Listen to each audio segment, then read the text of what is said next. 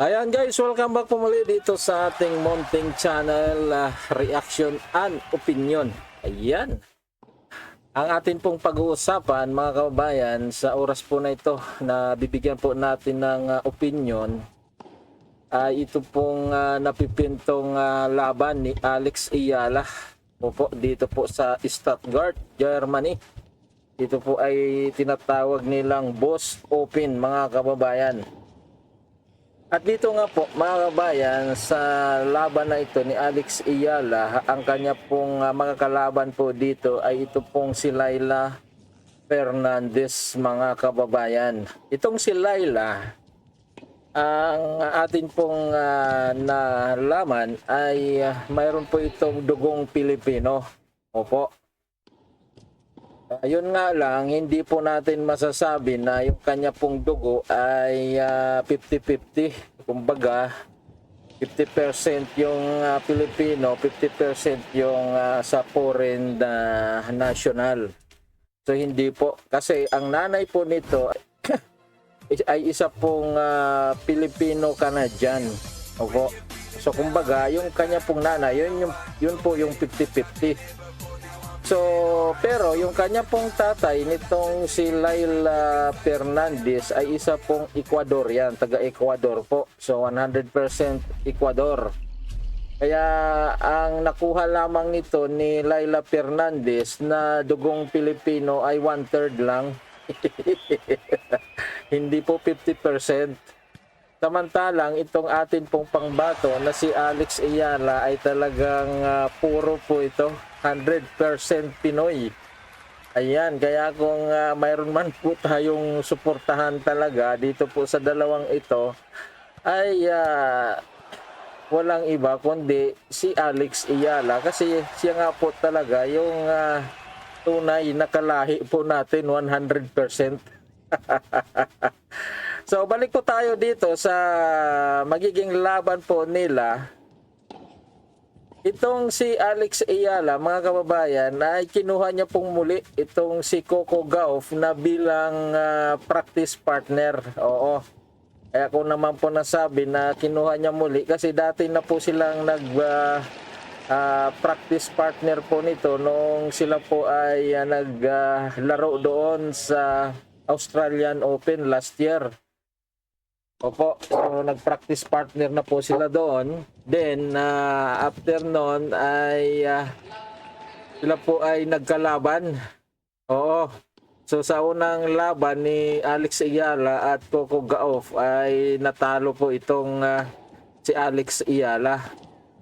Pero sa pangalawang laban po nila, natalo naman po itong si Coco Gauff.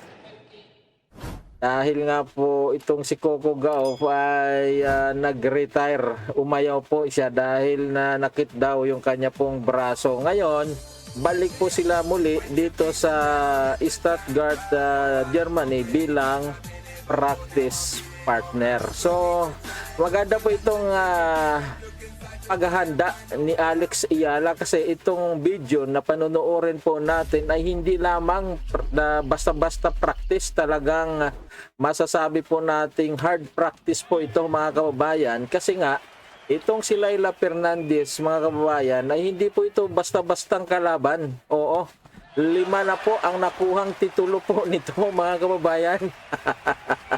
Samantala ang ating pambato na si Alex Ayala ay wala pa po siyang nakuha na titulo. So nakalima na po itong si Layla Fernandez. At kung sa ranking naman po, world ranking ang pag-uusapan, mas lamang po ito si Layla Fernandez kasi nasa world rank 25 siya ngayon.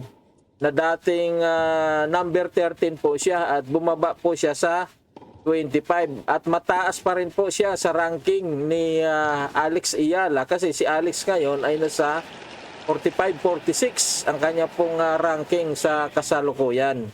So ganyan po, no?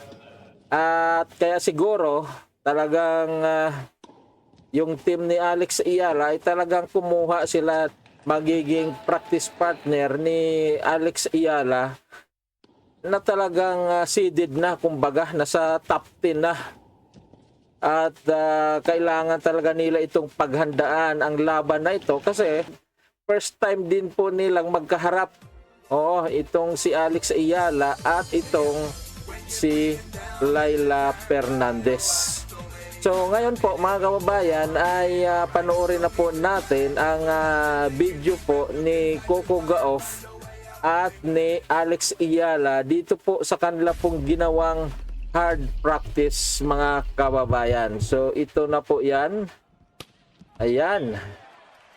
So yan po yung ating panonoorin ngayon. Talagang puspusan po ang pag-practice po dito ni Alex at ni Coco Gauff. Hindi po kasi sila magka-bracket kaya okay lang na sila po ay magka-praktisan mga kababayan. Oo, baka malay natin sa bandang dulo ay sila muli ang magkaharap. Ayan.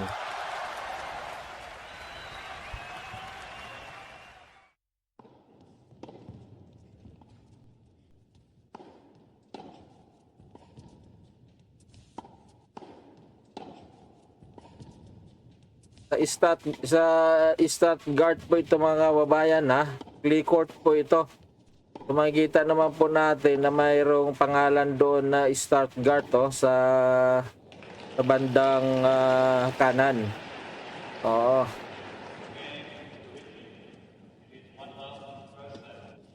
So, mainit-init pa ito yung atin pong nakuhang video mga kababayan dito po sa practice nitong dalawa na ito.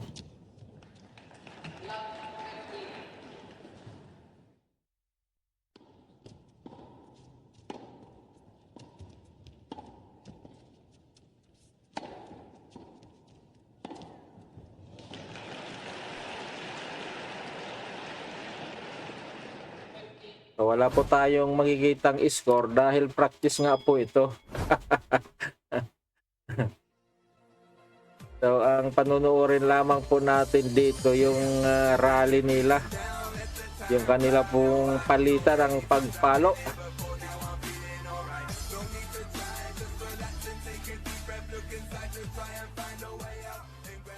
Oh, talagang tulo dito si Alex, oh.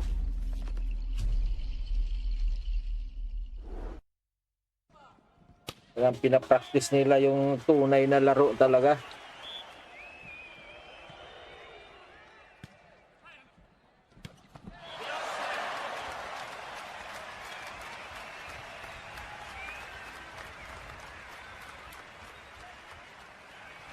Ito magandang practice ito kasi nagkalaban na sila 2 beses. Samantala, yung kanila pong unang practice doon po sa Australian Open ay hindi pa po sila noon nagkalaban sa tunay na tournament. Oo, kaya nung unang salang po nila sa tournament na talaga ay natambakan itong si Alex. Pero nakabawi naman siya doon sa pangalawang laban po nila. So ngayon ay talagang alam na nila yung kanila pong mga laruan itong dalawang ito. At pinapractice na lang talaga nila dito yung kanilang lakas. Kung paano nila talunin yung kanila pong mga makakalaban. So parehas po sila ritong maglalaro dito sa Stuttgart. At magkaiba nga lang yung kanila pong bracket. Nasa kabilang bracket itong si Coco Gauff. Kaya hindi po sila po pwedeng magkalaban. So siguro magkalaban man sila nito ay sa kung papalarin silang dalawa sa semifinals na siguro. Doon pa lang sila magkakaharap. Sa semifinals o sa finals. Ayan, no? Sa finals pala. Doon sila pwedeng magkaharap sa final.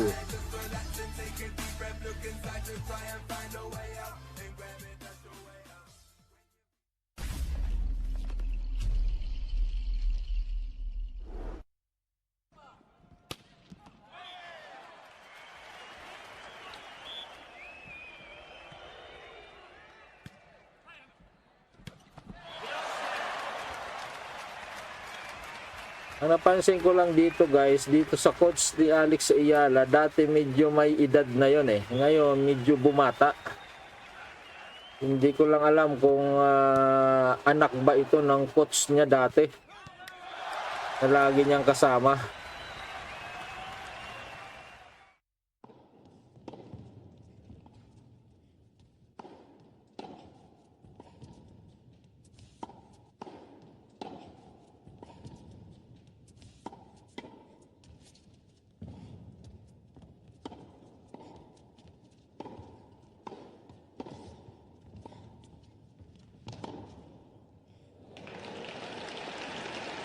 Tunay na laro na talaga dito yung kanila pong pinapakita sa practice na ito. Hindi yung nagpaplastikan pa sila rito. Dahil yun na nga, alam na naman nila yung bawat isa sa kanila, yung kanila pong mga laro.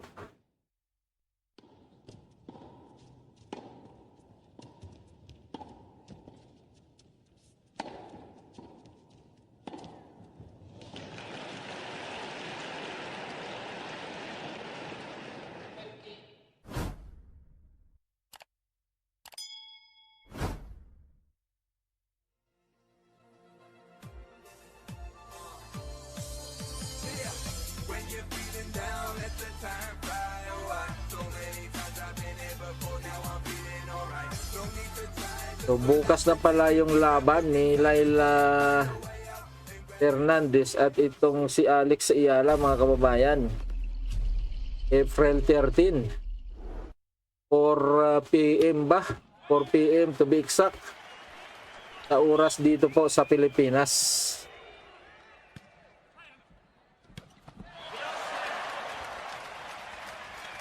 So kung 4 PM, ibig sabihin medyo maaga pa dyan. Sa Germany siguro.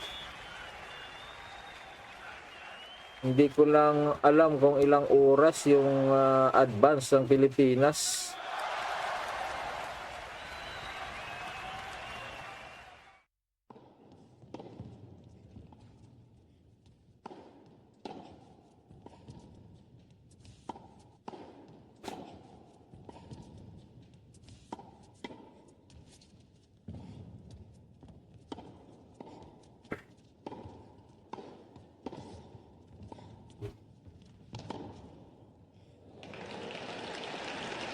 So tuloy-tuloy po ito na laban na practice nila. Wala silang puro pahinga dito.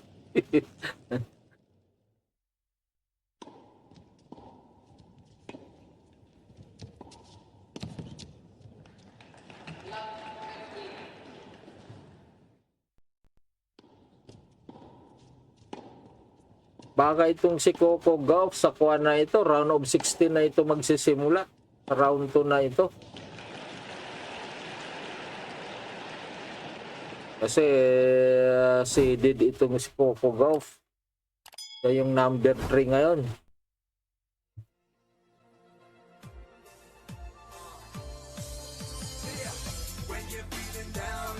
Number 3 ba? Number 4. Number 4 yata.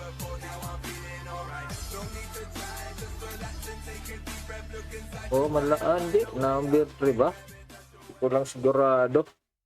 Kasi si Swatik, si Iga Swatik ay nalaglag na yata sa round 2. Nalaglag na sa 4. So si Coco Gauff na yung 3.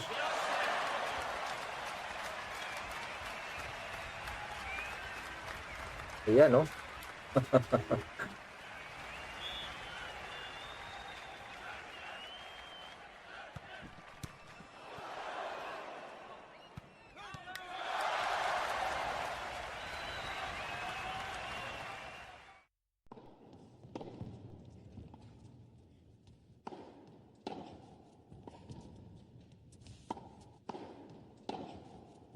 Ayan, no?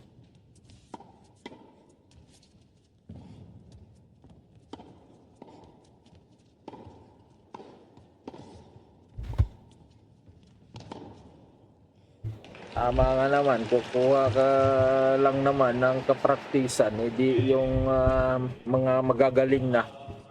yung nasa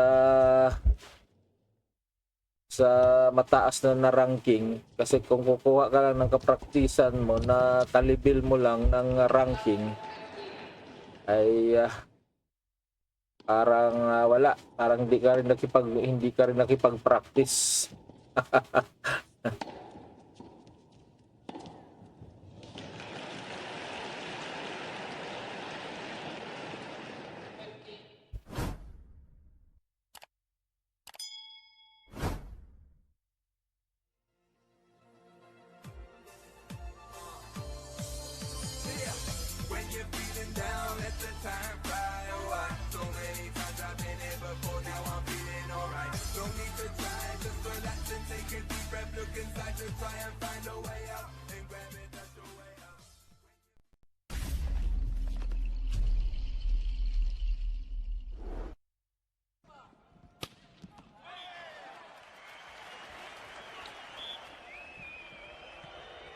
Ayan, no?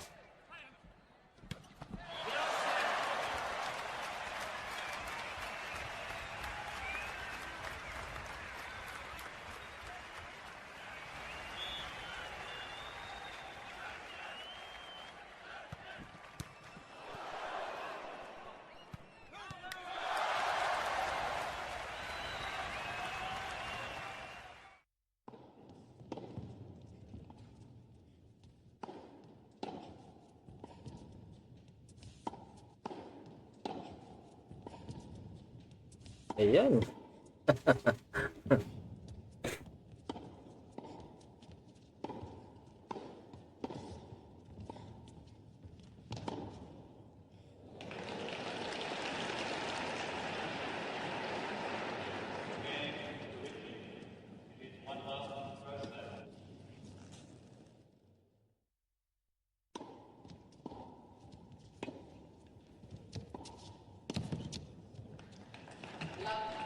At sa side naman ni Coco Gauff ay okay pa rin na makipag-practice siya sa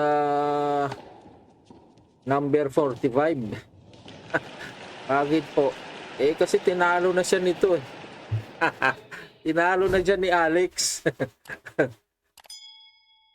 So kahit na sabihin natin na nag-retired siya sa laban nila ni Alex nung pangalawang laban nila, kung titingnan naman kasi natin yung score doon, ay talo po siya doon sa first set pa lang. Oo. Tinalo na siya doon ni Alex. At doon sa second set, bago siya umayaw, ay lamang pa rin si Alex. Kaya talagang okay pa rin sa kanya na talagang makipag-practice siya dito kay Alex. Bagamat ay siya ngayon ay sa rank number 3 at 45 si Alex.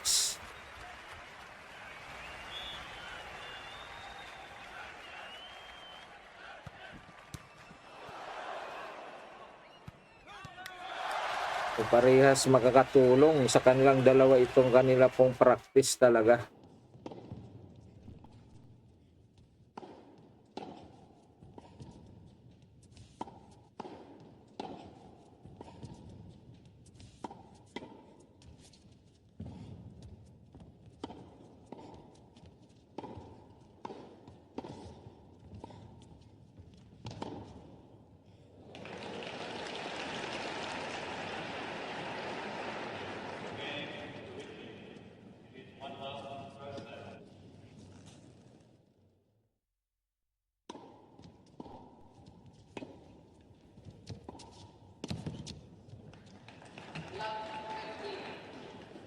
Uy, umablay siya doon.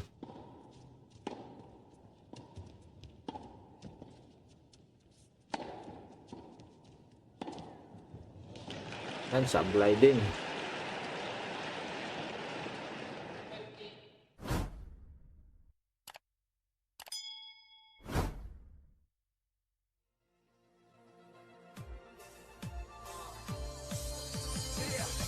Ang kailangan i-improve dito ni Coco yung kanyang double faults. Oo, at yung kailangan naman dito ni Alex yung kanyang outside shot.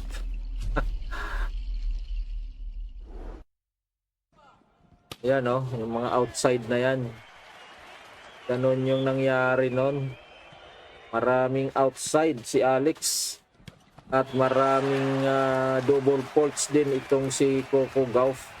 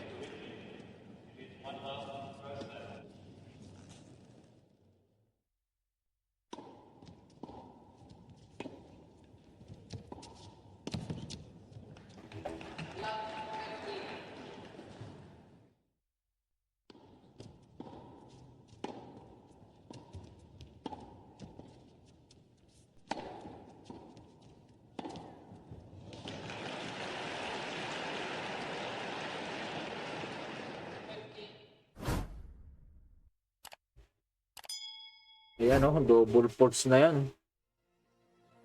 Yan yung dapat iwasan talaga. Oh, outside na naman yun.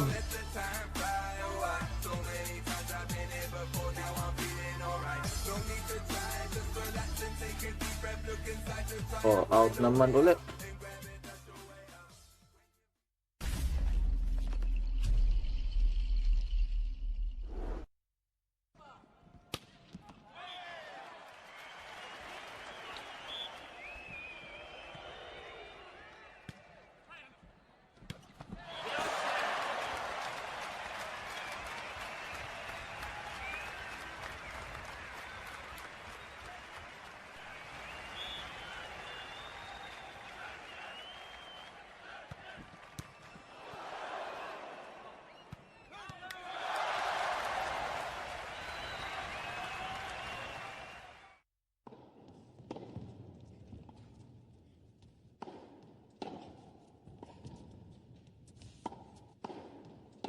Si Alex Ayala, mga kababayan, at saka si Iga Swiatek, mayroon din silang practice, mga kababayan. Full practice din po.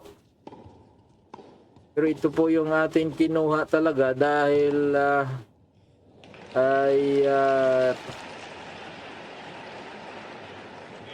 mas malakas si Coco Gauff kay Iga Swiatek na ngayon.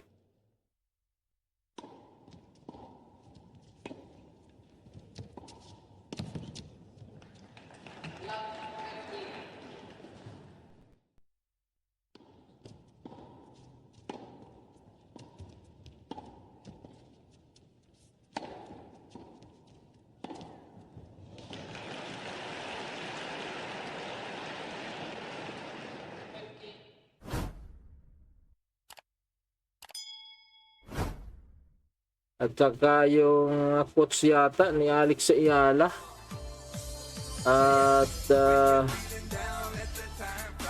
coach ni Iga Swiatek ay isa na lang. Oo.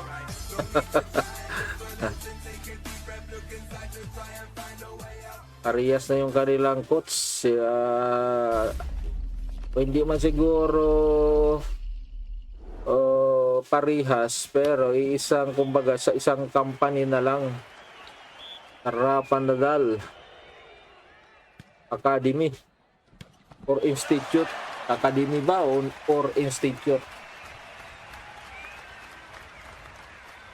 Pasok yun, no?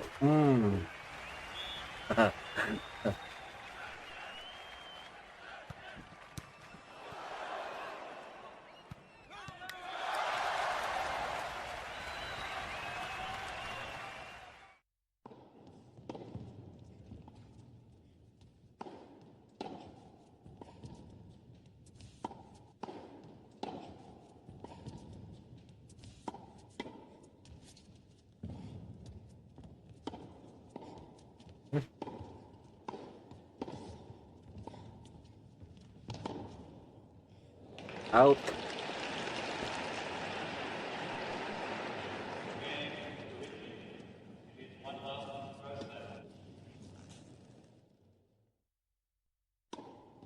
Double fault.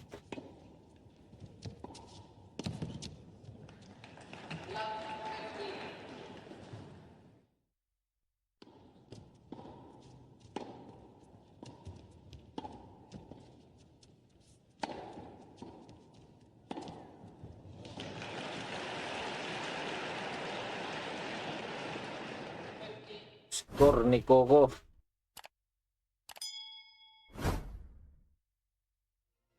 Good shot.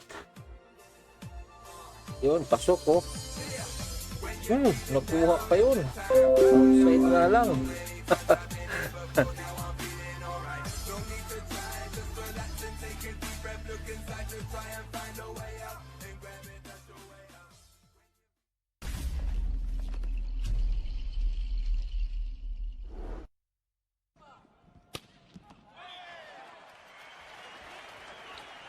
Out.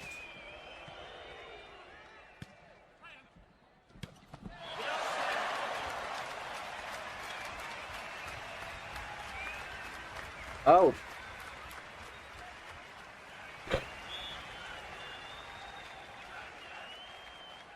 Out uli oh. Yan, marami talagang out. Kapag si Coco Gauff yung nakalaban ni Alex. Pero na-control niya na yan noong unang pangalawang laban nila.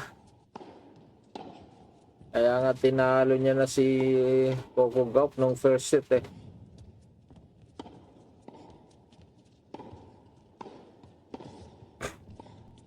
Ayan na guys, maraming salamat po sa inyong pong panonood. Tapos na po ang kanila pong pole practice, hard practice po ito mga kababayan.